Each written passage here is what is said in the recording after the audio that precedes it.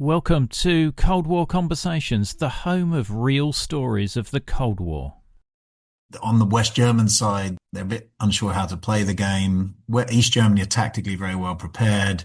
And East Germany have a lot of good players in 74. You know, the Magdeburg team, with several players of which, including Sparwasser, are in the East German 11, had beaten AC Milan to win the European Cup Winners' Cup in May. It was an upset victory, but it wasn't seismic, I would say. It wasn't maybe like North Korea would be seen in 66, for example. In their new book, Cold War Football, A History in 10 Matches, Tony Shaw and Alan McDougall explore the surprising and fascinating links between football and the global struggle between capitalism and communism. From East Germany's famous victory over West Germany at the 1974 World Cup to North Korea's remarkable run in 1966, they show how football became much more than a game. Tony and Alan reveal how football was used to support democracies, strengthen dictatorships and win influence in the developing world. These matches gave people a rare glimpse of life on the other side of the Iron Curtain, sometimes bringing enemies closer together and sometimes helping to spark unrest and revolution. Packed with legendary players, unforgettable goals and controversies both on and off the pitch, this is a wonderfully rich history of how the Cold War shaped football and how football in turn shaped the Cold War. I'm delighted to welcome Tony and Alan to our Cold War conversation. Alan and I come at this from slightly different angles. I'm a historian of Cold War propaganda, or propaganda in war generally, I suppose. And I've written quite a lot about Cold War media, the role of film during the Cold War. And it struck me that looking at the wider cultural angle of it, what about sport? And Alan knows a lot more than I do about the history of football. But it struck me that nobody had written a juicy book about football in the Cold War. And quite a lot of people actually, when they hear or heard that I was writing the book, they went, sorry, can you say that again? A lot of people wouldn't actually make a connection between the Cold War and football. So I thought that made it even more intriguing, and looking at the role of footballers, of football clubs, different countries across the globe as far and wide as possible. Maybe Alan could come in. Well, yeah, I mean, it's interesting, isn't it? I mean, I think for a lot of maybe your listeners, when you think of the Cold War and sport, you tend to think of the Olympics, I think. That's what I remember growing up, listening to the East German national anthem as they won yet more medals in Winter and Summer Olympics.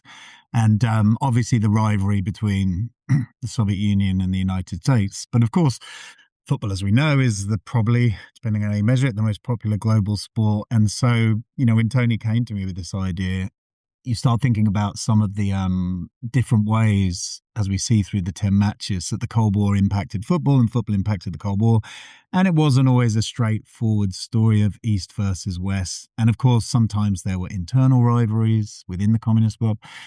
Sometimes there were friendships across Cold War alliances and Cold War lines. And so, yeah, it was intriguing. The difficult thing was whittling it down to 10 games, I guess. And that is the inevitable challenge with this. What I found fascinating was the history goes back to even before the Second World War. So you've got Spanish Civil War influences there. And one of the matches I'd like to talk about that you cover in there is the Spain against the Soviet Union in Madrid in June 1964, which is sort of billed as communism against fascism. Historians of Spain and the Franco dictatorship would, I'm sure, have definitions of the Francoist dictatorship that may or may not include the word fascist. But it's interesting that there is, as you say, this sort of echo of the 1930s in this clash that takes place in a very different political climate. The mid-Cold War, I guess, after the Berlin Wall, with tensions somewhat eased in Europe, I would guess, with Spain, which has been under Franco's dictatorship since 1939, moving more closely to the West, trying to parlay its anti-communism into a closer alliance with the European Economic Community, the United States, versus a sort of reformist Soviet Union after Stalin under Khrushchev. So yeah, there's some ghosts of the past in this game, but it's also the beginning of a new football tournament that we now know the Euros becomes a huge thing, but is also sort of a nascent tournament in the 60s. So yeah, it's one of the most obviously ideologically freighted matches in the book, I think. And both sides, winning it was a huge deal, of course. And while Spain was neutral during World War II, they did send a division to fight the Soviets on the Eastern Front. So they were a combatant against the Soviet Union. But Franco's a bit wary of this, though, isn't he? Because I think it's the 1960 European Championships. He decides to boycott that. Yeah, so sort of foreshadowing one of our later chapters where we got onto a different kind of World Cup boycott in 1973 and 1960, which was the year of the inaugural Euros, this new competition for European nations. Spain and the Soviet Union were drawn to play each other in the quarterfinals. And yeah, Franco pulled the plug on that in 1960, probably at a time when Cold War tensions were a bit hotter in Europe, in the middle of the Berlin crisis. And of course, Franco predictably was pretty rabidly anti-communist throughout his life, so his suspicion of Bolshevism ran very deep. And although there were sort of hawks and doves in his administration, some of those who saw the benefit of reaching out through football to kind of launder Spain's reputation on the international stage, he decided in 1960 to kind of prevent the Spanish team from going to Moscow for the game against the Soviet Union. And then the situation came around 4 years later, this time with Spain hosting the Euros, which I think makes a difference. And this time the Doves among his advisors won the day, sports administrators, members of his government who realized that Spain by then was on a more liberal economic path. It didn't want to have this reputation as a kind of relic of the 1930s. It wanted to show that it was modernizing. And of course, what better way to do that than to be a bit more magnanimous about a match with the Soviet Union. So yes, very different outcomes from 1960 to 1964.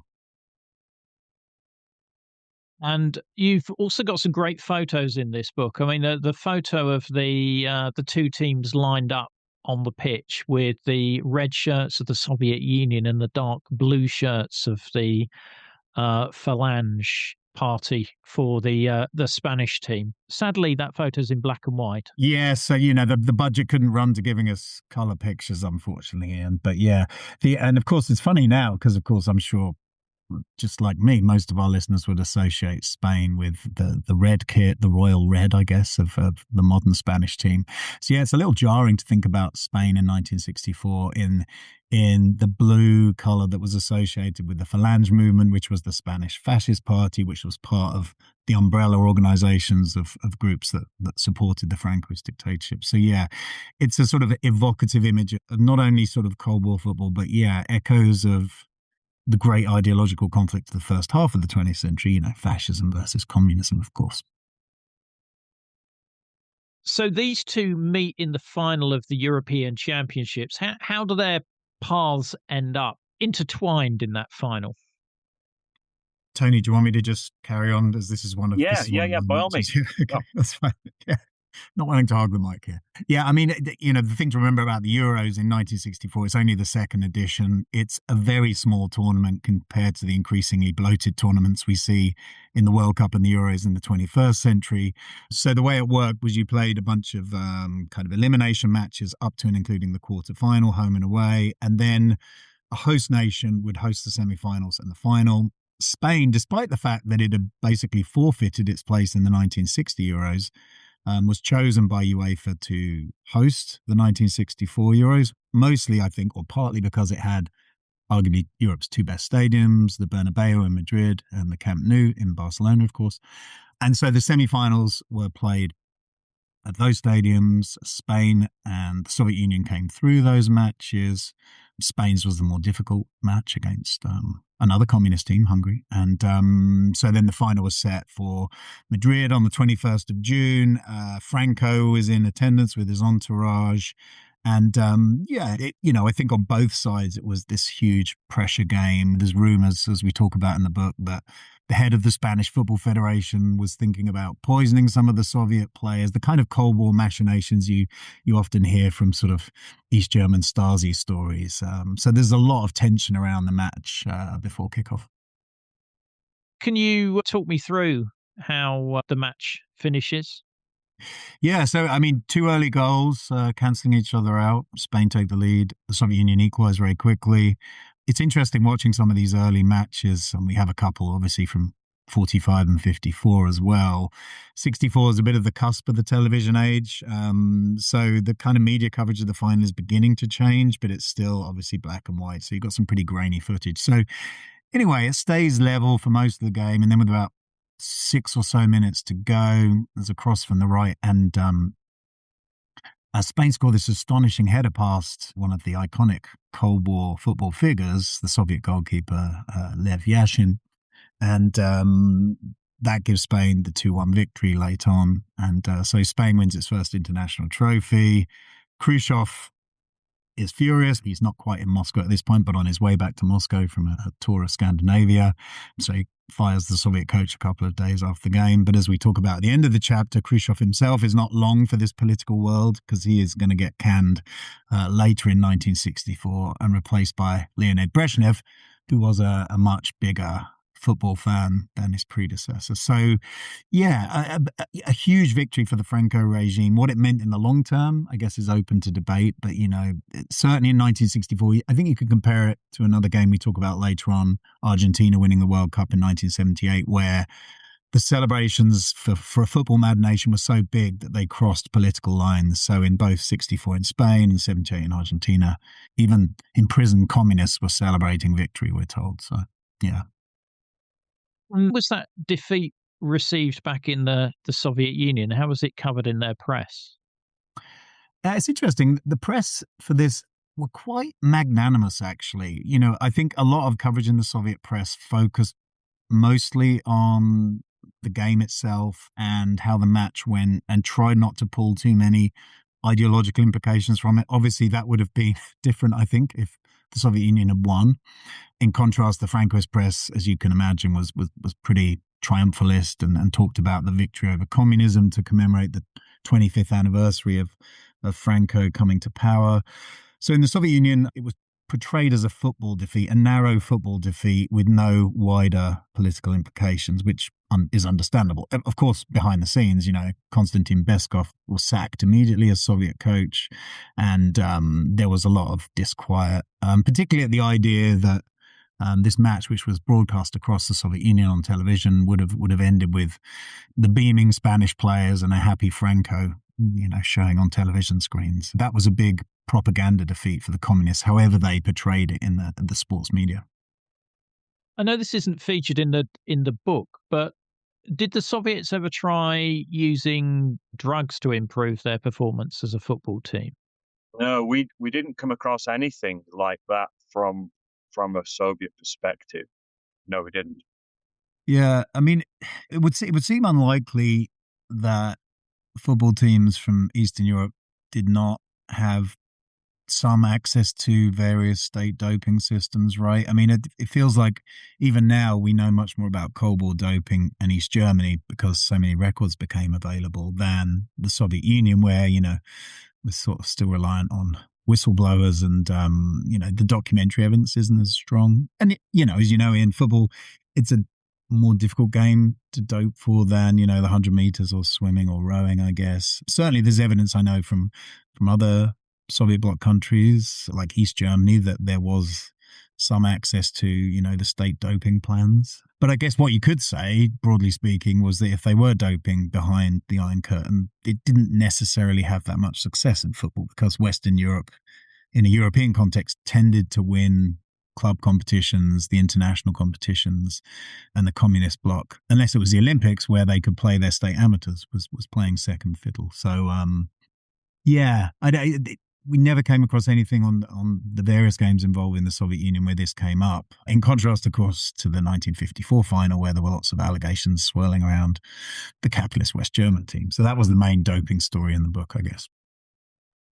One of the matches I'm glad to see in the book, because I would have been severely disappointed if it hadn't have been included in there, is West Germany versus East Germany in 1974. Fascinated by this. Now, they had met before at the Olympics, but then you've got this whole amateur professionals issue again, haven't you? Yeah. I mean, this is another of my matches, so I feel like I'm talking way too much here, Tony, but do you want to No, jump Sorry, in? Tony, I've chosen, no, No, no problem. that's fine. You can make my voice Alan, sound you're doing a fantastic job, mate. good. Okay. Yeah. So there's the game at 72 at the Olympics, but as you say, it's like these Germans behind the scenes knew that this was meaningless. Of course, Cold War propaganda meant that, the East German sports media played up winning Olympic medals in football and beating the West German amateurs in 72. But in reality, the party, the sports organizations, the Stasi, the secret police, they all knew that none of that mattered because the top West German players weren't there. So, yeah, the 74 game really was the one and only time that East and West Germany played in a match that mattered. And so it's one of the matches, I think, in the book that has the most obvious sort of Cold War rivalry between it, the most obvious binary, I guess, between East and West. But as we talk about in the chapter, a lot of these Cold War football stories are quite complicated because football builds bridges as well as knocking them down. So I think we see that in this chapter. But yes, it's on both sides, but probably particularly on the East German side. It's a huge game, yeah. Yeah, because it's interesting how sort of the Cold War politics has changed around that period, particularly between East and West Germany, because the basic treaty is signed between East and West Germany, so they recognize each other for the first time. You've got two new leaders there in the early 70s with Honecker and Schmidt. And Germany is still sort of feeling the scars of the Munich Olympics massacre and things like that. And I get the impression from the chapter this was quite a down key played tournament.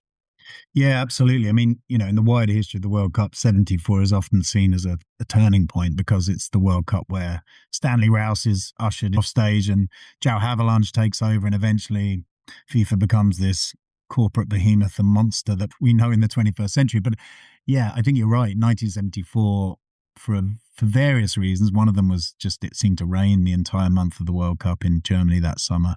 But as you mentioned, the 1972 Olympics, the Black September terrorist attack on the Olympic Village, and I think just this desire to kind of portray sports events in Germany differently to the ghost of 1936 meant that 74 was a bit of a low-key World Cup. And if you compare it, West Germany, of course, go on to win the tournament.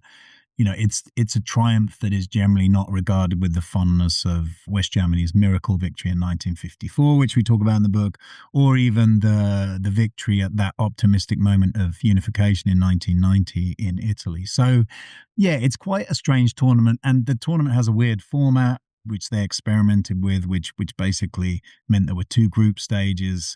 So although this match was freighted with a lot of political importance, in terms of the actual competition, it was more about, certainly for West Germany at least, kind of finding out who they'd play in the second group stage. So there was maybe, as we talk about in the chapter, there was certainly on the West German side some maybe difficulty in knowing exactly how to play the game, how much to go for the victory, which I think would have been different if they met in the semi-final or something like that. But politically, it still remained this hugely significant game. And that format could have given them an all-German final at the end of it Yeah. as well, which would have been a hell of a game.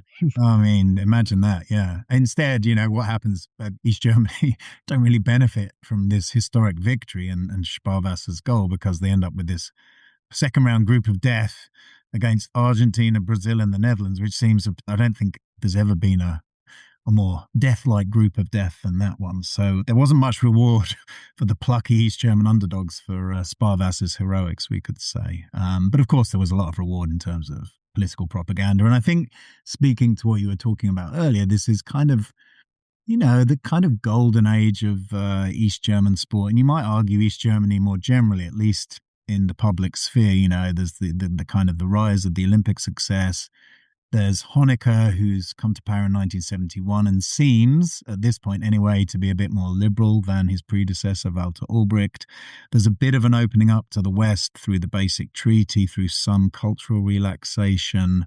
Of course, as we talk about in the chapter, the Stasi is growing exponentially too. So this isn't the whole story. But I do think 74 captures a sort of a brief period of optimism in East German football and maybe in the GDR more widely. That footage of the East German commentator commentating on the game, and it looks like it's a pretty mediocre game up to that point. It's not a great game. I would say it's not a great tournament, the 74 tournament. I mean, I think it's one of the lowest, if not the lowest, goal averages for a tournament, maybe until South Africa in 2010. So, it's not a great tournament for goals, I would say, apart from the Dutch team that loses in the final. And I think on the West German side, there is this sort of, they're a bit unsure how to play the game. Where East Germany are tactically very well prepared, and East Germany have a lot of good players in the 74. The Magdeburg team, which several players of which, including Sparwasser, are in the East German 11. Had beaten AC Milan to win the European Cup Winners' Cup in May. They were on a fairly long unbeaten run, the national team. So, it wasn't household names across Europe like the Dutch team, but there was some very respected players in the East German team. So it was an upset victory, but it wasn't seismic, I would say. It wasn't maybe like North Korea would be seen in 66, for example. I've seen the TV coverage, and the East German fans go crazy, but I imagine that to a man, they're Stasi operatives or something like that, to be allowed to go to West Germany. Yeah, it was probably a vetted craziness, we might say. As we talk about in the chapter, the Stasi and the Communist Party, did a lot of pre-tournament screening, which we might be seeing in the 2026 World Cup in the United States, to allow certain people in and not other people necessarily. So, yeah, most of the people I think who got to see games in West Germany, in this case in Hamburg, were reliable party members, not necessarily football fanatics, I would say. But, a lot, I mean, there would have been people who loved football there, and there were many people who, as we talk about in the chapter, who maybe didn't love everything about the East German regime, but liked giving West Germany, the sort of arrogant upstart neighbour, the football superpower, a bloody nose. So I don't think those things were mutually exclusive. With Sparwasser, though, it's quite a heavy burden that he carries, being the goal scorer. Yeah. As we talk about in the opening of the chapter, there's these kind of two moments where Sparwasser appears really in Cold War history. One, of course, is this iconic goal in this game to decide the match for Cold War German football supremacy. But then, of course, on a later visit to West Germany, just before the Berlin Wall falls, he basically seeks political asylum in the West, commits what was known as flight from the Republic or Republikflucht, and becomes one of the relatively few East German footballers, but a very high-profile one, to leave East Germany behind and head west. So, the reasons for that are complicated. I think footballers going from the communist bloc to West Germany. I mean, in Sparwasser's case, he retired, so he was no longer an active footballer. But I do think the burden of that goal and maybe what it was meant to carry politically was a factor in his eventual decision. It wasn't a decision many East German footballers took. We talk in the opening chapter about Lutz Eigendorf, of course, and another famous casualty of Cold War football, the Berliner FC Dynamo player who was possibly allegedly killed by the Stasi after defecting to the West in 1979. So Sparwasser's story ends with a similar defection, and probably the propaganda defeat for East Germany is less because he's retired by then, but nonetheless, the fact that this guy who'd scored this iconic goal ends up in the arms of the capitalist enemy is, I don't know, perhaps it foreshadows what's going to happen in 1989 in Germany. Let's talk about the North Korean game. This is the 1966 World Cup that people may be familiar with, but less familiar with the story of the North Koreans and their huge popularity in the northeast of England. Yeah, this is a story which I myself wasn't entirely familiar with. And, when you're writing a book, you think you have a pretty good picture as to what you're going to be saying, and then things change. So it's a really well-known game amongst footy fans. It's the quarter-final of the 1966 World Cup. Unfortunately, not all of the games we cover are wonderful, high-scoring matches, but this one certainly is. But what develops is more interesting off the pitch. And a lot of our, as you've probably already heard, a lot of our stories are not just about what happens on the pitch, but the strange or interesting things that are happening elsewhere. This is the famous Hermit Kingdom that nobody in Britain knows anything about, North Korea now, let alone back in the 1960s. So North Korea come to England, they qualified for the World Cup, and because of where the group they're put in, they're centered in Middlesbrough, and they play their early games at Ayresome Park in Middlesbrough. And in the process, the locals develop a real liking for the North Korean team. They're very much the underdogs, probably seen throughout the whole, or certainly at the start of the tournament, as the minnows. Nobody knew anything about them, therefore they were discounted as no-hopers. They were actually a semi-decent team. They'd obviously qualified, and they were a good Asian team. So, in retrospect, it's not altogether surprising they did reach the quarterfinals. But yeah, during their games, they play this wonderful game against Italy.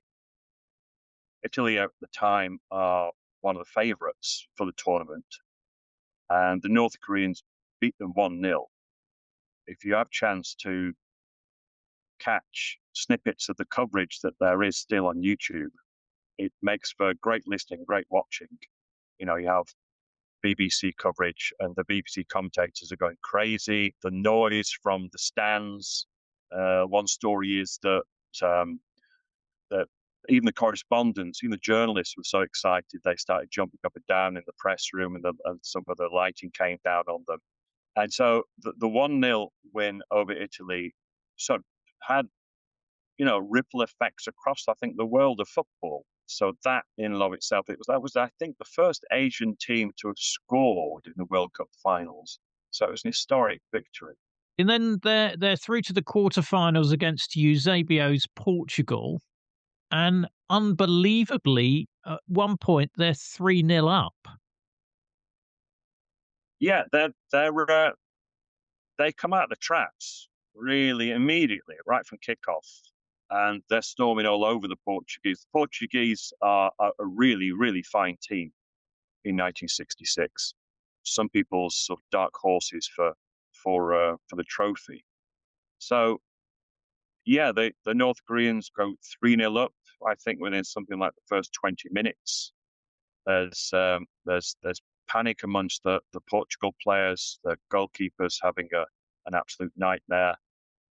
Eusebio, widely regarded at the time as together with Pele as the best player in the world, is not getting on the ball so much. But then again, as time ticks on by, he is getting. I mean, it's a real toing and froing. But the North Koreans are 3-0 up. They can't believe it themselves. The crowd in Goodison Park, thousands of fans have travelled from Middlesbrough to come and cheer on the North Koreans. They've adopted the team. The neutral commentators, I think David Coleman is reporting. The old BBC Sports Night man is reporting, together with Frank Boff, names that British football fans would know of. These are reporting on these games, and David Coleman itself is out of control almost, licking his lips at the prospect of this massive giant killing. But then things start to turn slightly before half-time, and Eusebio scores in the end a couple of penalties. He's brought down for his second penalty, side down by, I think, at least two players were into the second half by this stage. And Portugal run out 5-3 winners. But it's a corker of a game. And again, we might think about what's going on behind the scenes with the North Korean leadership, but also interesting what's going on with the Portuguese government as well. The North Korean leadership was not really a fan of football, but nonetheless saw that the propaganda value and put quite a lot of emphasis on making some sort of mark in the World Cup. And that's what the North Korean team did fantastically, although there's a postscript to that. But the dictator of Portugal, Salazar, are often forgotten dictator of the 20th century compared with, we've been talking about Franco and others, perhaps in the Eastern Bloc. But Salazar has been using a number of African players who are living in Portugal, like Eusebio. He's been using those African players to create what he thought of as a sort of multicultural team, which could advertise Portugal's empire. This is a massive period of decolonization, the 1950s, 1960s.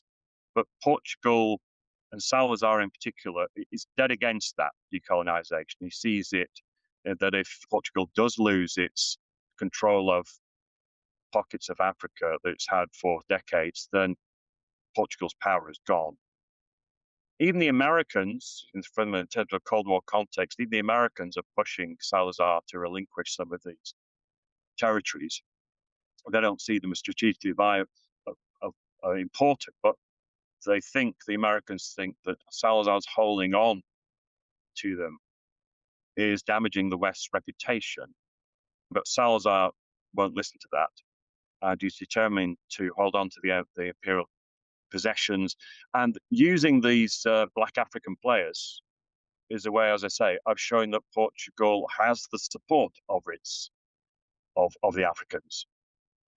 It's interesting. I was thinking, we're talking about what we picked for games, and it's tough to pick games, but the theme of football and decolonization in the Cold War is really interesting. I remember one of the teams we wanted to really talk about when we were thinking of games, Tony, was Algeria, whose national team in the late 50s basically sort of succeeded from France, and under the sort of revolutionary leadership of the National Liberation Front, the FLN, basically toured the world, a bit like the Spanish team, the anti-fascist team had done in the 30s, trying to raise funds and raise profiles for getting independence from France. But there wasn't, unfortunately, the iconic match, I don't think, involving the Algerian national team that we could kind of anchor their story around in the way that you could with this sort of fantastic run from North Korea in 1966. So, I'll have to write a second volume sometime, Tony.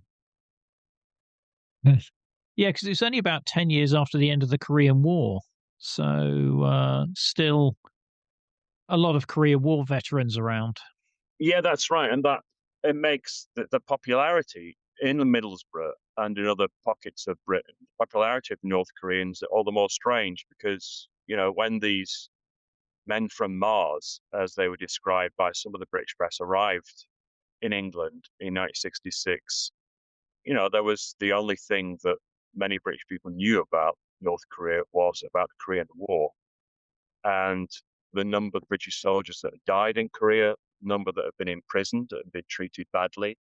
And of course, the British way of things was to sort of shove all Asians into one bag, in the poor treatment of British prisoners of war during the Second World War by the Japanese to lots of Brits, that these are all Asians. And so to overcome that racism, if you want to call it, the North Koreans really did perform miracles on the pitch. And it's that, they were also, there were rumors that the North Koreans, and rumors in the British press, that is, that the North Koreans were spying on their opponents because they were buying up lots of cameras, etc. I don't think there's any truth in that whatsoever. But the press that were following them, let's say on their train trips to games, that the North Korean team would be singing songs amongst themselves to G each other up.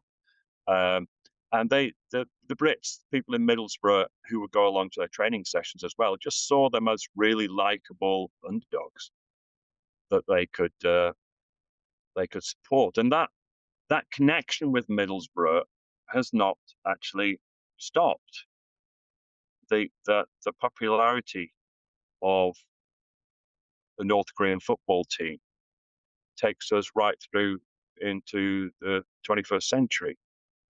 On an anniversary of the game, or of the game against Italy, or just generally the North Koreans being in England in 1966, the remaining players from the North Korean team were invited to Middlesbrough's one of Middlesbrough's home Premier League games and paraded on the pitch, given a standing ovation, etc. And instead, there was a Middlesbrough women's team that travelled to North Korea about 10, 15 years ago. So that connection, that political connection, is really interesting, and goes back to what Alan was saying a little before about we think of football as creating rivalry and hatred. Let's say during the Cold War, but it breaks down barriers. And I think that connection between Middlesbrough and North Korea is a really unusual one. Now, the Soviets feature in two matches, actually three, in the book, and the next one I'd like to have a look at is the Chile against the Soviet Union in Santiago in 1973. So this is just after the coup where Pinochet has seized power from Salvador Allende, the socialist president. And prior to this coup, there's been an agreement. Both these sides have reached the World Cup playoffs, and it's two legs, one home, one away. The coup happens, and there's a bit of a quandary for both teams here as to how this is going to work out. Yeah, there is. So it's a qualification for the World Cup in 1974, which we talked about earlier. The first game is in Moscow, in the Soviet Union.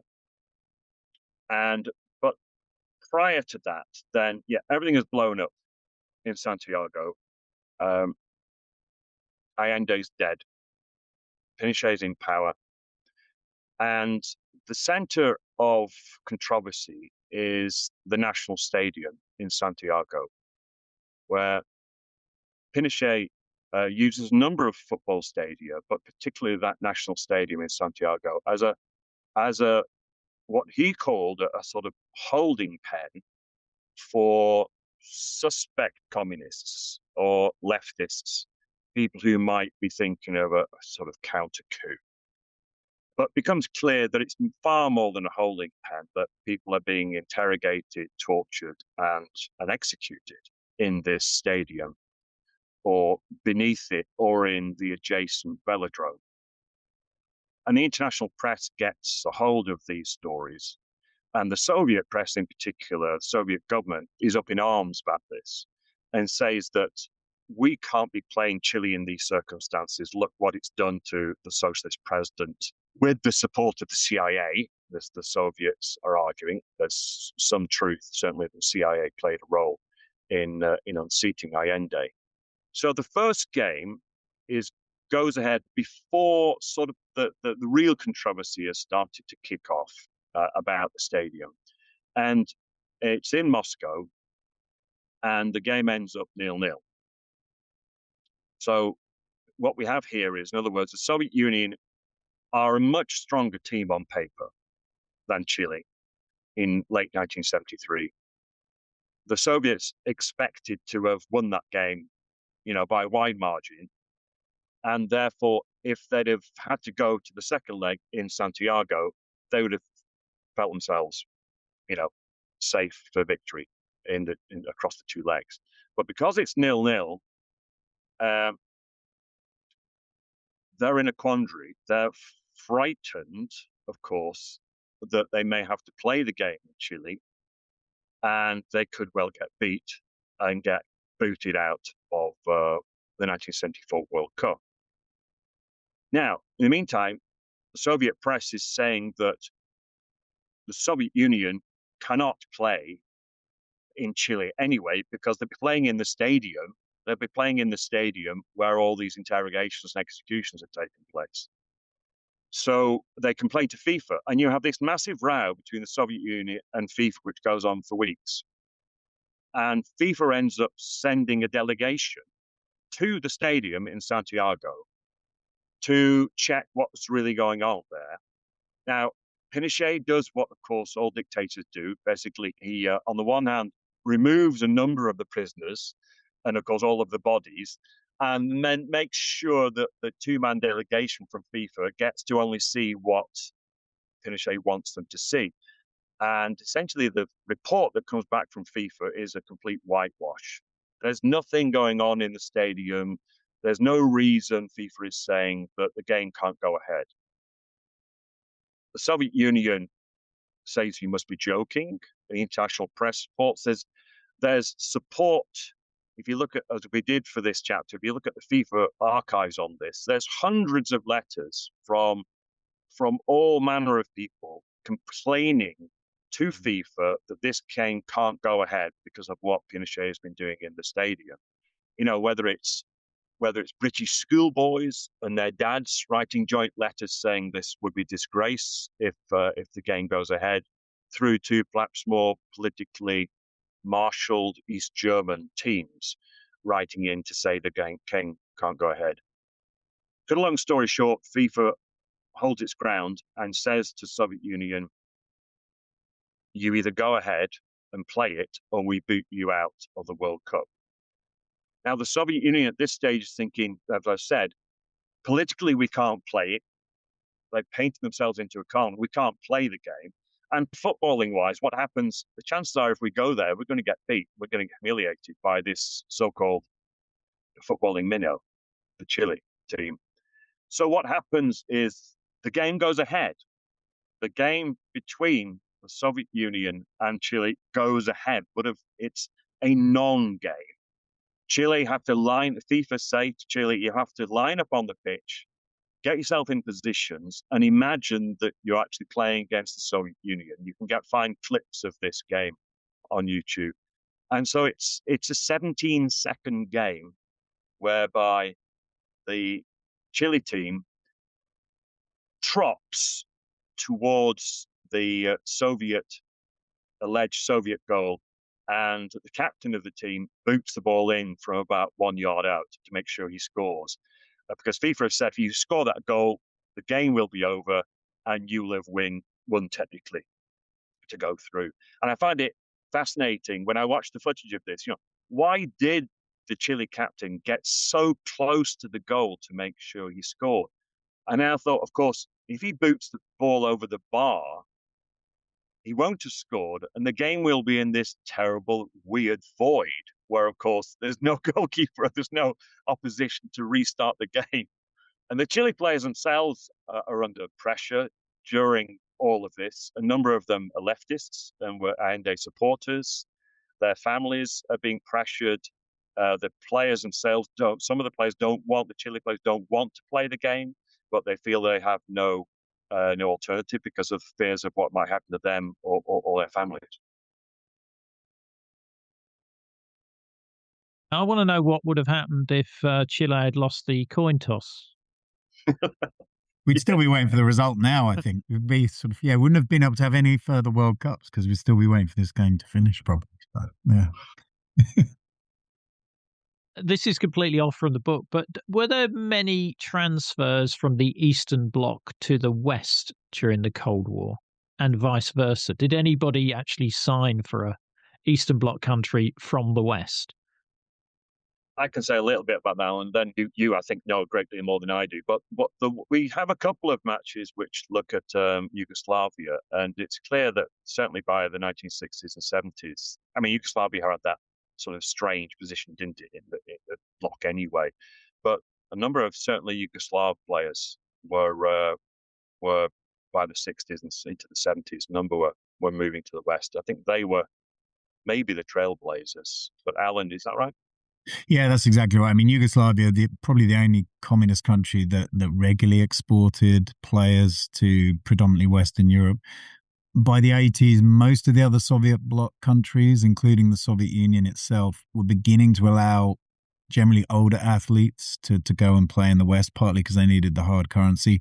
East Germany, as you can probably imagine, Ian, resisted that path, but certainly Poland, the Soviet Union would send, ice hockey players, footballers, and some other athletes were allowed to go and play in the West. So in the 80s, you begin to see Ziggy Boniek at Juventus, for example, various Russian players in Italy and eventually even in north of the border in Scotland. So it does start to happen in the later Cold War, but yeah, as Tony said, Yugoslavia is the kind of the outlier and the trailblazer here.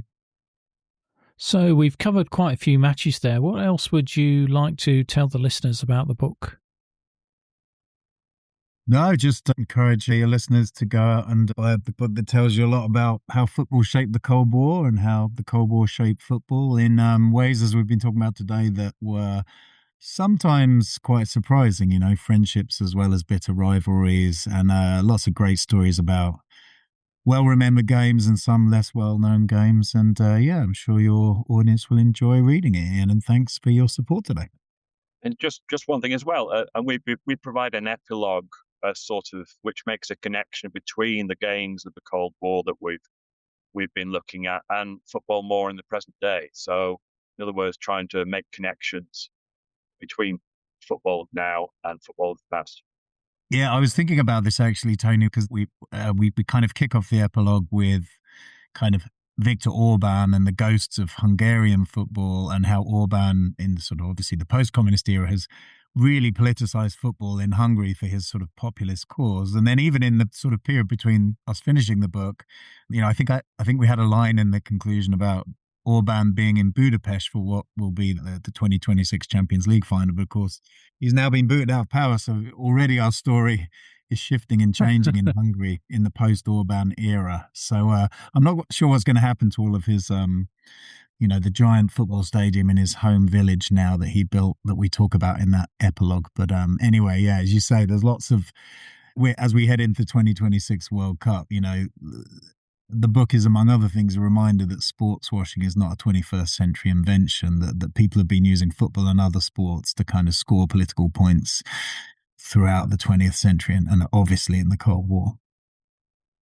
Yeah, indeed. You just reminded me, did I read in the book that Puskás, the Hungarian player, was playing in Spain? Yeah, I mean, after he leaves Hungary and after the 1956 revolution in Hungary, he ends up going to Real Madrid and has this kind of, he's a fascinating figure just generally, but he has this two brilliant careers really. The first one as the star of the communist golden team, Hungary's great team of the early 50s, which we talk about in the chapter on the 1954 World Cup final. But then, yes, as the kind of the star alongside Alfredo Di Stefano of the great Real Madrid team that dominates the European Cup in the late 50s and early 60s. Yeah. And apparently, he's always furious that his allegedly equalising goal in that 1954 World Cup final was not given by a dodgy British referees and lines people. So, I think Puskás carried that with him as he was building his career at Real Madrid and opening salami factories and doing other things that he did in his more entrepreneurial phase. Yeah. So what we've done there is we've gone into some of the matches that are included in there. I think we've covered possibly 4 out of the 10 there. There's loads more in the book. We have really just scratched the surface there. The book is called Cold War Football, A History in 10 Matches, and you've been listening to Tony Shaw and Alan McDougall. There'll be links in the episode information for you to purchase the book.